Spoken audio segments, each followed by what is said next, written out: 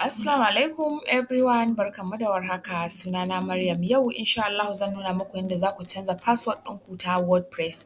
Let's say kuna so ku login WordPress ɗinku na admin dashboard ɗinku na WordPress, sannan kuma tunda kuka yi installing WordPress ɗin kun mance ba ku yi saving password ɗin ba, ko kuma ba ku ajiye ta inda za ku tuna ba, sannan password ɗin generating ɗin ta kuka ba wadda za ku iya tunawa ba ce. So da fari za ka yi login ga admin dashboard ɗinka, cPanel ɗinka. Idan ka yi login a cPanel ɗinka sai ka yi scrolling ka zo inda ake installing WordPress kenan. Zan koma cPanel in nuna muku.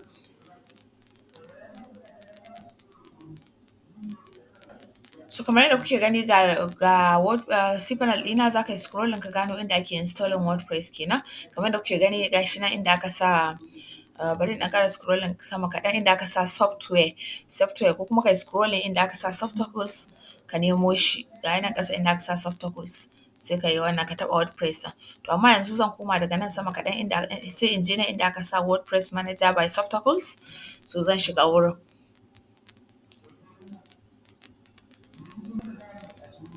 Zan yi scrolling sai in je WordPress ɗin da nake so in canza. Ina so in canza login details ɗin wannan WordPress ɗin. Kamar yadda kuke gani, bari in yi login ku gani, ba zai shiga ba saboda na manta yanda WordPress ɗin yake, password ɗin yake.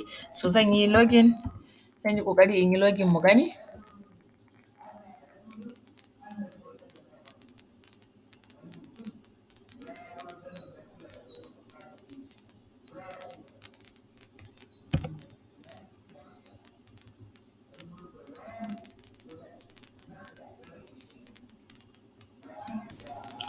Wannan shine password ɗin, login details ɗin wannan site ɗin. So already na riga na mance saboda na taɓa buɗe site ɗin daga baya kuma sai na cire shi sannan kuma na dawo da shi. To saboda haka yanzu idan ya zo login kun ga ya ce man babu. So idan ka tashi ba zai yi login ba. Idan ka tashi za ka je nan inda na ce maka WordPress ɗin, sai ka taɓa wannan arrow ɗin wanda ya ƙasa na wannan WordPress ɗin wanda zan canza ma password. Sai ka zo ƙasa sai ka clicking nan inda aka sa view database, shine zai kai ka kan database ɗin da take kan shi wannan site ɗin. So already na riga na buɗe shi ya yi man viewing. To sai ka zo ƙasa, za ka ga inda aka sa WPS9_users. To sai ka taɓa wurin. Idan ka taɓa wurin zai buɗe maka. To kamar yadda kuke gani ga entry nan guda ɗaya, sai ka taɓa edit inda aka sa edit ɗin nan, sai ka yi haƙuri ya buɗe. I don't know ko na taɓa? Ban taɓa ba.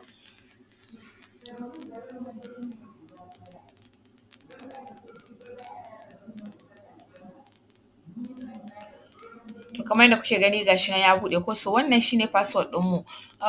Ga nan user pass, to wannan shine password ɗinmu. Sai ka cire wannan abun da aka sanya, sai ka rubuta abun da kake so. Let's say ina so in rubuta random password dai, misali.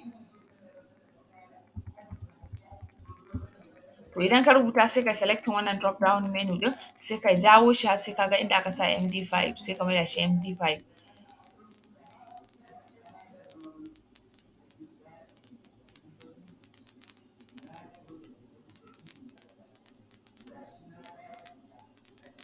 Sorry, na kasa ganin MD5 ɗin nan, bari in bi a hankali in nemo shi. To kamar yadda kuke gani ga shi na samu na gano shi. Scrolling za ka yi hankali saboda abin yana alphabetically ne. Ga shi nan wurin MD5. So idan ka maida shi MD5 zai canza, zai canza ya yi abu. Sai ka yi login. Bari let me just copy this one. Sai ka yi scrolling sai ka sa go ɗin nan. So idan ka sa go ɗin nan, idan ka je ka yi login a WordPress ɗinka zai yi insha Allah.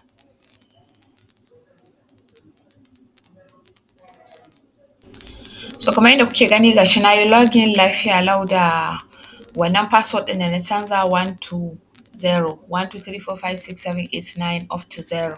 So shine yadda za ka yi canja. Amma ka tabbata ka yi selecting wannan MD5 ɗin saboda shine zai samu damar ya canza maka, saboda zai yi wannan ɗin. In za ku lura password ɗin ga ta nan ta canza. To shine zai samu damar da zai canza maka password ɗin zuwa a yi wannan ɗinka, a yi encrypting ɗin password ɗin, saboda shi a ƙa'idar WordPress dama dole password ɗin encrypted ce. Na gode ƙwarai da jimirin sauraro. Mu haɗu da ku a wata bidiyon. Amma kar ku manta ku yi amfani da hosting ɗinmu wanda muke da shi na Am Host. Akwai discount a ƙasan bidiyon nan insha Allah. Na gode ƙwarai da jimirin sauraro, mu haɗu da ku a wata bidiyon insha Allah.